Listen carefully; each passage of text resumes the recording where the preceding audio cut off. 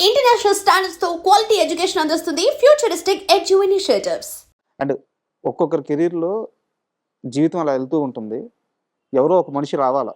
వాళ్ళు కలిసిన తర్వాత మన లైఫ్‌లో ఒక అద్భుతాలు జరుగుతాయి. అలా శ్రీహరి గారి జీవితంలో జరిగిన అద్భుతం మీ పరిచయం. అవును సార్. అదే విధంగా మీకు గూడా అంతే ప్లస్ అయింది. మీ ఇద్దరి కాంబినేషన్. అవునండి.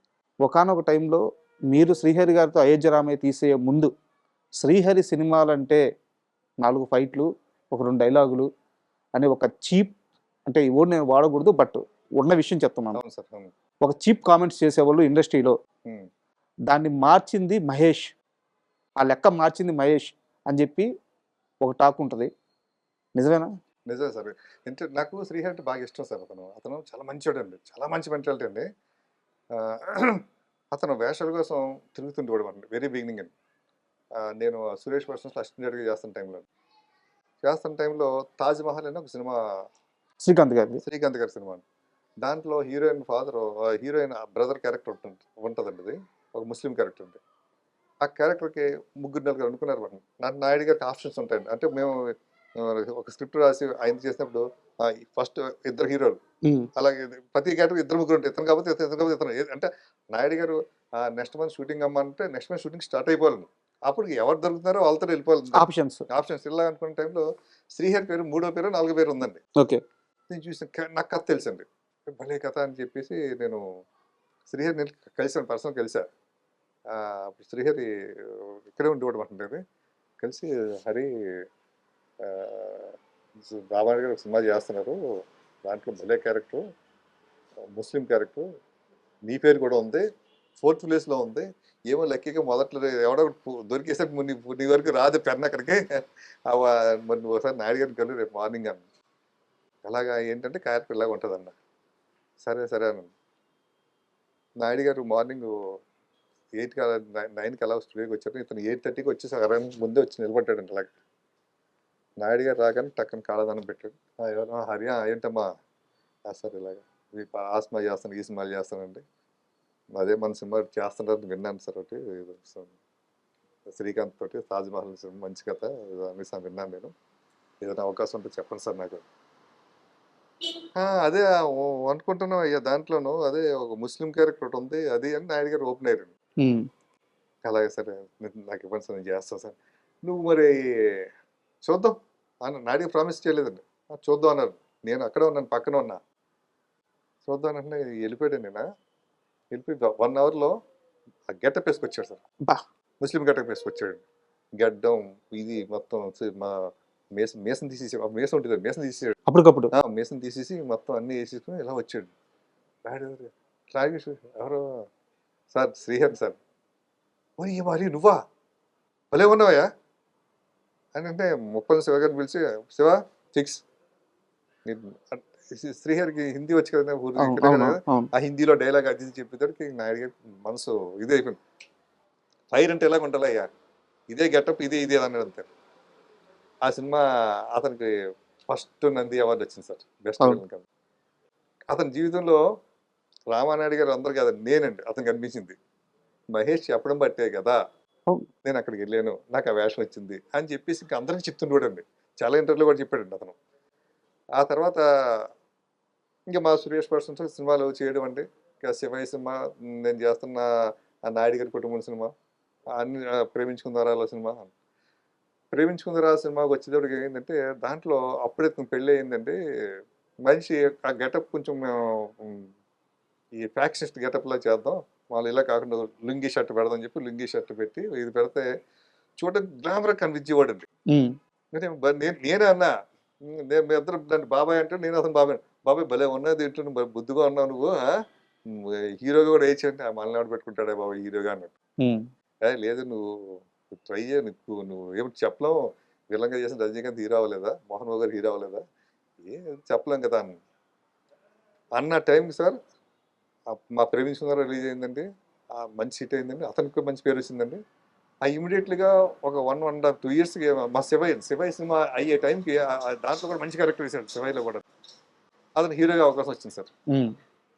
ఏఆర్ఎస్ మహేంద్ర గారు ఒక చిన్న కథ అనుకుని, పోలీస్ కథ అనుకుని రాగానే ఫస్ట్ నా దగ్గరికి వచ్చాడు శ్రీహరి. ఓకే. వచ్చి నాకు హీరోగా అవకాశం వచ్చింది, ఇక డైరెక్ట్ ఎవరైనా చెప్పలేదు వాళ్ళు, నువ్వు చేయి బాబాయ్ డైరెక్టర్ గాని, నువ్వు చేయి, మనందరం కాంబినేషన్ చేద్దాం. నేను దండం పెట్టా. నా ఏం ఇక్కడ సురేష్ పర్సన్స్లో డైరెక్టర్ అవ్వాలని, నేను ఇక్కడే డైరెక్టర్ అవుతా, ఇక్కడ అయిన తర్వాత నేను బయట చేస్తాను. కానీ అప్పటికే అవన్నీ సంవత్సరం 2 సంవత్సరాలు 3 సంవత్సరాలు 5 సంవత్సరాలు ఎప్పుడైనా పర్లేదు, నా డ్రీమ్, నా ఫస్ట్ సినిమా రామానాయుడు గారి బ్యానర్లను అనేసి అతను చూపించే స్టూడియోలో ఫొటోస్ ఉంటాయి సార్. నాయుడు గారి పరిచయం చేసిన డైరెక్టర్ ఫోటోలు అన్నీ ఉంటాయండి, నాయుడు గారి పరిచయం చేసిన యాక్టర్ ఫోటోలు ఉంటాయండి, నాయుడు గారి పరిచయం చేసిన రైటర్ ఫోటోలు ఉంటాయి, నాయుడు గారి పరిచయం మ్యూజిక్ డైరెక్టర్ ఫోటోలు ఉంటాయి. అలా నా ఫోటో కూడా ఇక్కడ ఉండాలి. అది సరే ఓకే ఓకే అని అడిగిన అప్పుడు కేఎస్ నాగేశ్వరరావుని పెట్టినారు సినిమాని, మంచి హిట్ అయింది. పోలీసు, దేవ, సాంబయ్య అయిన తర్వాత ఈ లోపల నాకు ప్రేయస్ రవి, నా ఆ టైంలో అతను, నా ప్రేయస్ రవి స్టార్ట్ అయ్యే టైంకి అతను హీరోగా ఎస్టాబ్లిష్ అయిపోయాడు. అంటే మాస్ హీరోగా ఏదో ఫైట్, పోలీసు, దేవ, సాంబయ్య 3 సినిమాలు అయిపోయాడు. నా ప్రేయస్ రవిలో అతనే, బాబాయ్ నువ్వు ఫస్ట్ టైం డైరెక్షన్ చేస్తున్నావు కదా, ఏదో చిన్న క్యారెక్టర్ నేను చూపించాను, చేస్తా అన్నాడు. చేస్తాను, ఈ చిన్న క్యారెక్టర్ నేను చేస్తాను, నేను చిన్న విలన్ క్యారెక్టర్ ఒకటి ఉంది, మరి చేస్తావు, ఇప్పుడు హీరో కదా, నువ్వు నిన్ను అడగడం కూడా నాకు సిగ్గా ఉందన్న. లేదు నేను చేస్తాను, ₹1 కూడా తీసుకోలేదు సార్. అప్పుడు అతనికి 15 లక్షలు 10 లక్షలు 20 లక్షలు ఏదో ఇచ్చేవారు రెమ్యునేషన్లో. దీంట్లో 5 days 4 days చేశాడు. నేను మీకోసమే అంతే, నా కోసం ₹1 కూడా తీసుకోలేదు. సూపర్ తీసుకోలేదు, సినిమా చేశాడు. ఆ క్యారెక్టర్ కూడా సరదాగా కామెడీగా బాగా పేలిందండి ప్రేయస్ రవిలో. శ్రీహరి గారితో మీరు తర్వాత సినిమాలు చేశారు, నేను ఆ సినిమాల ప్రస్తావనకు వస్తాను. అయితే మీరు ఆయన కెరీర్ స్టార్టింగ్లో చూశారు కాబట్టి ఆయన మీద ఒక ముద్ర ఉండేది, చాలా మొరట మనిషి, అండ్ బయట కూడా ఎవరికన్నా సహాయం అని వస్తే వాళ్ళకి సెటిల్మెంట్ చేస్తూ అండగా నిలబడేవారు అని చెప్పేసి ఇట్లాంటి ఒక టాక్ ఉండేది. మంచి మంచి టాకే ఉంది ఆయన మీద.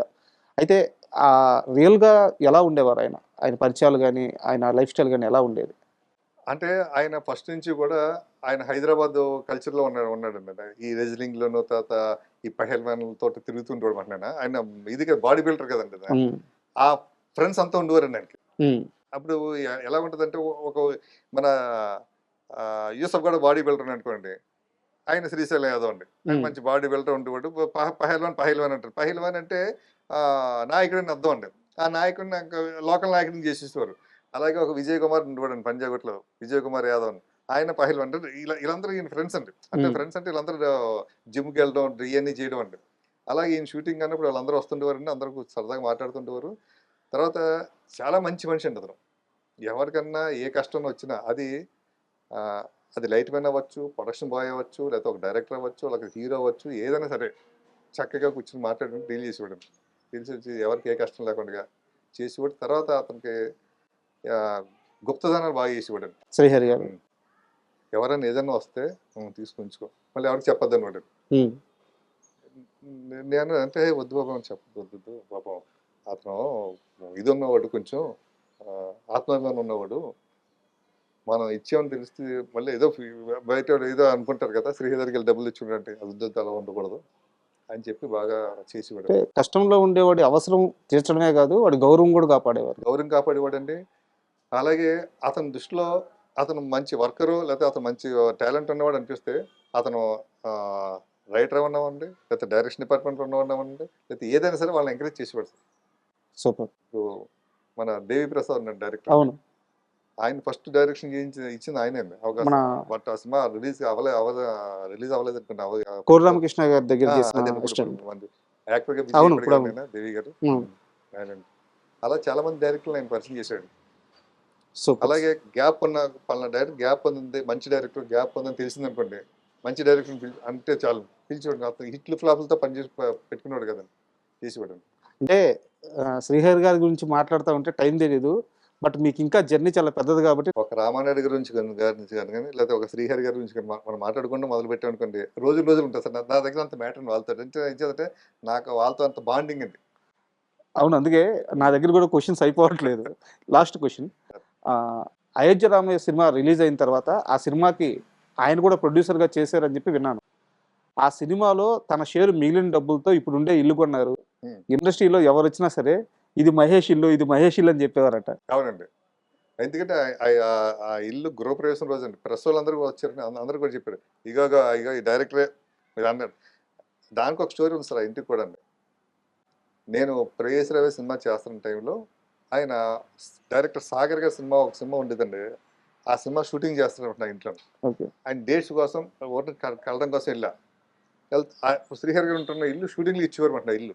ఎవరిదో ఇల్లు అది. ఓకే ఓకే అంటే భలే ఉంది బాబా ఇల్లు, ఎప్పుడన్నా మన ఇల్లు కొనగలదంటే ఇటువంటి ఇల్లు కట్టగలగంతా అని అన్నాడు నాతోటి. ఎప్పుడు స్టార్టింగ్ లో ఆ, నేను ప్రేయస్ రవి డేట్లు అడగడానికి వెళ్ళినప్పుడు ఆయన ఆ, ఆ సినిమా అంటే ఇది సాగర్ గారి సినిమా సార్, డైరెక్టర్ సుమన్ గారి హీరో అండి.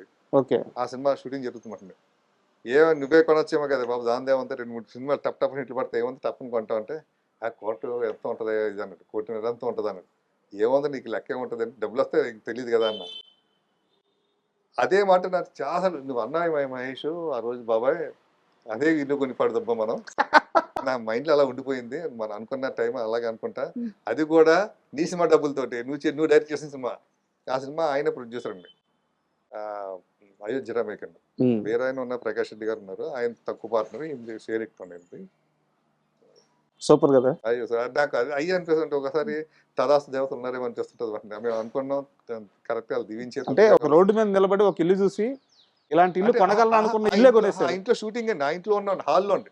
ఆ ఇంట్లో హాల్లో షూటింగ్ చేస్తే ఆయన కూర్చున్నాడు, కూర్చున్నప్పుడు మాటలు డిస్కషన్ ఉంటుంది. అండ్ ఫైనల్ గా అంటే ఇంకొక క్వశ్చనే శ్రీహరి గారి గురించి. ఈ మధ్యకాలంలో వాళ్ళ వైఫ్ డిస్కశాంతి గారు ఇంటర్వ్యూకి వచ్చారు. మా ఆయన చనిపోవడానికి కారణం చుట్టూ ఉన్న స్నేహితులే.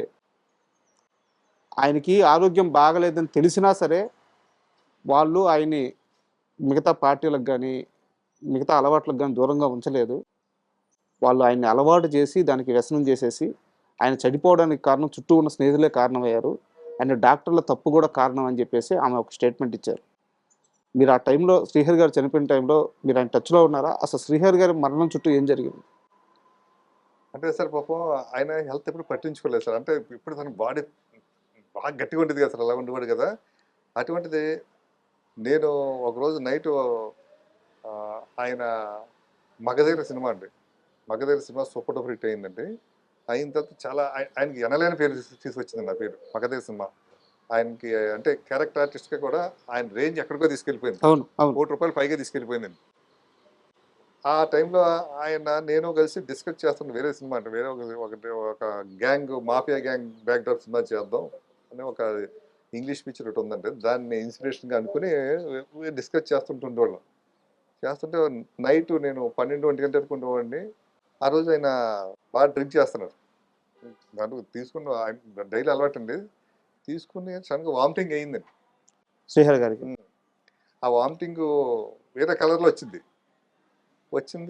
తర్వాత ఇంకా ఆయన నైట్ పడుకున్నాడు. ఇంకా నేను వెళ్ళిపోయిన డిస్కషన్ వెళ్ళిపోయిన తర్వాత నెక్స్ట్ చూపిస్తే ఆయన కొంచెం లివర్ బ్లడ్ అది వామిటింగ్ అది ఒక టైపు పసర్లా పడింది అంటది. ఓకే. నెక్స్ట్ ఆయన టెస్టులు చేయించుకుంటే కొంచెం లివర్ డ్యామేజ్ అయిందని అన్నారు. ఆ విషయం నాకు తప్ప ఇంకెవరికి చెప్పలేదండి. నేను బాబాయ్ ఇలా అన్నారు, పెద్ద దీనికి టెన్షన్ పడాల్సిన పని లేదు అని చెప్పి ఆయన కేరళలో ట్రీట్మెంట్ చేయించుకున్నారు. కేరళ ట్రీట్మెంట్ చేయించుకున్నారండి. మీకు ఒక సినిమా డాన్స్ సీన్ అని ఒక సినిమా ఉంటుందండి, అవును. మీకు దాంట్లో ఆ వేరియేషన్ కనబడుతుందండి. ఒక షెడ్యూల్ అంతా బాగుంటాడండి, నెక్స్ట్ షెడ్యూల్ వేరే దాంట్లో చూసేటప్పటికి సన్నగా ఉంటాడు. కేరళ వెళ్ళేటప్పటికి కేరళ ట్రీట్మెంట్ చేయించుకున్నారు ఆయన, మొత్తం ఒకేసారి ఒక 20 కేజీలు డ్రాప్ అయిపోయాడు. అయినా కూడా బాగుంది అంటుంటే తప్పితే ఆయన ఏంటంటే దాచిపెట్టుకున్నాడండి. ఆయన హెల్త్ విషయం దాచిపోయిన అంటే ఆయన గుంట్లో బాగున్నట్టు చేసుకున్నాడు అందరి దగ్గర. ఓకే. రెండోది ఆవిడ శాంతి గారు చెప్పారు కదా, ఆయన ఎవరు పిలిచినా కూడా వెళ్తుంటాడు అంట. అది పార్టీ అవ్వచ్చు, లేదా పెళ్ళి అవ్వచ్చు, చావు అవ్వచ్చు, ఏదైనా సరే అతను ఎవరు ఇప్పుడు మీరున్నారనుకోండి, మీరు పరిచయం లేకపోయినా అన్న నేను ఇలాగ పలానా షాప్ ఓపెనింగ్ చేసి పెట్టుకున్నాను అన్న, మీరు వస్తే బాగుంటుంది ఇది ఇచ్చారు. వచ్చేవాడు ఆ రోజు గ్యాప్ ఉందనుకోండి, వస్తాను తమ్ముడు అని అడిగోడు మేనేజర్ని, ఏమైనా షూటింగ్ ఉందంటే లేదంటే వచ్చేవాడండి. అలాగైనా ఎవరిని కాదనివాడు కాదండి. వచ్చినప్పుడు సరదా కూర్చొని తిరుగుతుంటుంటారు కదండి. ఈయనకున్నది బయట తెలిసేది కాదండి, తెలియక ఇంకా అలా చేస్తుంటారు. అది శాంతి గారు చెప్పేవారు కాదు, శ్రీహరి గారు చెప్పేవారు కాదు. ఇంకా అలాగే ముదిరిపోయిందంటే కానీ ఏదన్నా సరే భగవంతుడు రాతంటుంది. మనం మీరు వెళ్ళారా చనిపోయినప్పుడు? నేను దగ్గర ఉన్నాను. దగ్గర ఉంది. ఆయన చనిపోయిన తర్వాత నాకు ఫస్ట్ అక్కడి నుంచే కాల్ వచ్చిందండి, బాంబే నుంచే కాల్ వచ్చింది. ఇలా శ్రీహరి గారు ఇలా ఇలా అనేసి మేకప్ మ్యాన్ ఉన్నాడు, నేను ఆయన ఫోన్ చేశాడు మధ్యాహ్నం 12 గంటలకు ఆ టైంకి, అలా 1 గంటకి ఆ టైంకి ఫోన్ చేశారు. నమ్మలేకపోయాను, షాక్ అయిపోయాను. మీ కెరీర్లో అందరికంటే మీరు ఎక్కువ ప్రేమించింది రామానాయుడు గారిని. అవును సార్, ఆయన నాకు దేవుడు అంతే, గాడ్. అలాంటి రామానాయుడు గారు మిమ్మల్ని పిలిచి విక్టరీ వెంకటేష్ గారితో మీకు సినిమా ఇస్తానని చెప్పి కొంతకాలం అక్కడే పెట్టుకొని వేరే ఆఫర్, అంటే వెంకటేష్ గారికి వేరే సినిమా తక్కువ బడ్జెట్లో అయిపోతుందని చెప్పి మళ్ళీ ఆ డేట్లు అటు పంపించేసి మిమ్మల్ని ఖాళీగా ఉంచేసి చాలా ఇబ్బంది పెట్టారు అని ఒక టాకు, బట్ మహేష్ కాబట్టి సర్దుకున్నారు అని ఒక టాకు. ఆ టైంలో మీ మధ్య కానీ రామానాయుడు మధ్య కానీ ఏమన్నా తేడా వచ్చిందా? అసలు ఏం జరిగింది? అంటే రేస్ రవే సినిమా అవగానే నాకు చిరంజీవి గారి సినిమా పేపర్లో వచ్చింది సార్, న్యూస్ వచ్చింది. న్యూస్ రాగానే నన్ను వెంటనే మా రామానాయుడు గారు పిలిచారండి.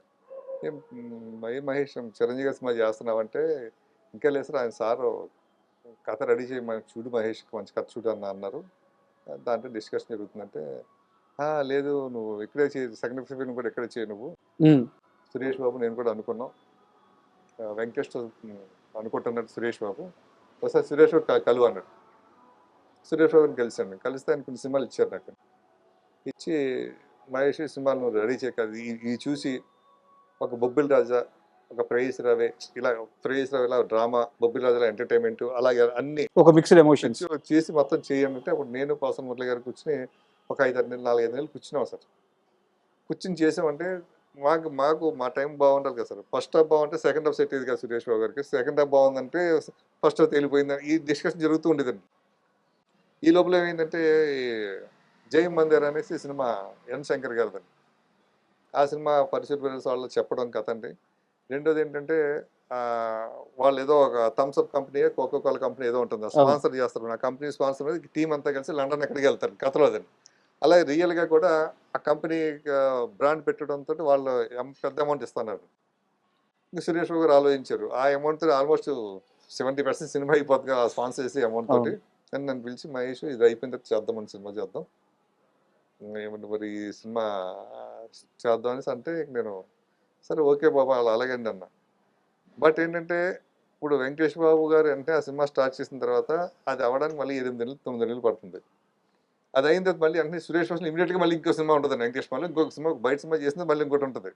మళ్ళీ నాకు గ్యాప్ అనుకోకుండా మళ్ళీ 2 years గ్యాప్ వచ్చేలా ఉంది, గ్యాప్ 1.5 year. ఎందుకంటే ప్రేయస్ రవే రిలీజ్ అయిన తర్వాత చాలామంది హీరోలు చాలామంది అప్రోచ్ అయ్యారండి. బట్ నేను ఇంకా మా సురేష్ ప్రొడక్షన్ సినిమా ఉంది కదా, దీని తర్వాత చేద్దాం అని నేను కూర్చోవడం అండి. ఇంక ఇది కొంచెం పోస్ట్ పోన్ అవడంతో నేను కూడా కొంచెం ఆ టైంలో కొద్దిగా అప్సెట్ అయిన అనుకుంటుంది. ఇద్దరి మధ్య గ్యాప్ పెరిగిందా? గ్యాప్ ఏం లేదండి, ఇంకా అంటే నేను నాయుడు గారితో ఓపెన్గా మాట్లాడడానికి ఉండేవారు కదా సార్. సార్ ఏమో ఢిల్లీలో ఉండేవారు, సురేష్ బాబు గారు ఇంకా చేయండి, ఇంకా కూర్చోండమా, ఇంకా బాగా చేయండి అంటూ ఉండేవారు. నిజంగా ఆ ప్రొడక్షన్ చేసేది నా రామానాయుడు గారు, నాయుడు గారు దానికండి, సురేష్ బాబు గారు కాదండి, నాయుడు గారు. సరే ఇంకా ఈ లోపల గ్యాప్ బాగా వస్తుంది అనుకున్న టైంలో మన శ్రీహరి గారు వచ్చి సినిమా చేయాలన్నారు, అయోధ్య రామాయణం. అప్పుడు బయటకు రావాల్సి వచ్చింది. అప్పుడు నేను ఇంకా గ్యాప్ అప్పుడు ఏమైందంటే నన్ను ఇంకో 2 పెద్ద హీరోలతో నన్ను పిలిచారు సార్. పిలిస్తే నేను సరే ఇప్పుడు వెంకటేష్ పిక్చర్ రావడానికి లేట్ అవుతుంది కదా. ఎవరా పెద్ద హీరోలు?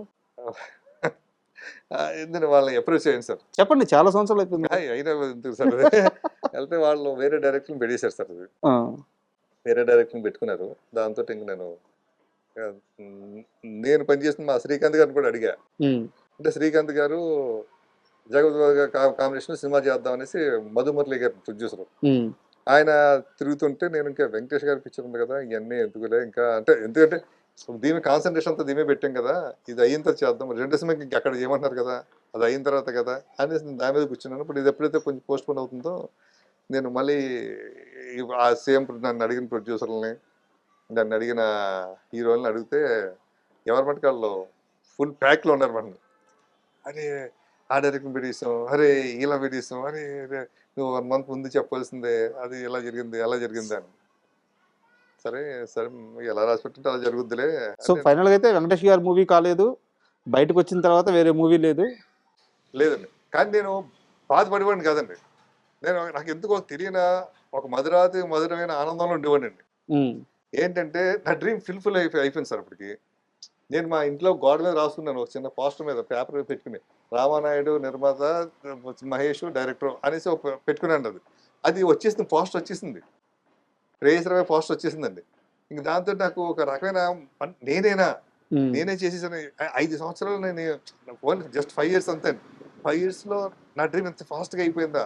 నాకన్నా సీనియర్స్ చాలా మంది ఉన్నారు కాంపౌండ్లో, వాళ్ళని కాదని నాకు నాయుడు గారు చిన్న అయితే నిజంగా నా ఇది అన్న డ్రీమ్లో ఉండివ్వండి సార్ నేను అలాగా. ఆ తర్వాత ఇంకా లేట్ అయింది. శ్రీహరి గారే వచ్చి మా ఇంటికి వచ్చి, మహేష్ బాబాయ్ సినిమా చేద్దాం, పోసాలు మంచి కథ చెప్పాడైనా, నువ్వైతే బాగుంటుంది, చేద్దాం అంటే ఇంక అప్పుడు సో అలా అయోధ్య రామయ్య పట్టాలి చేసాను సార్.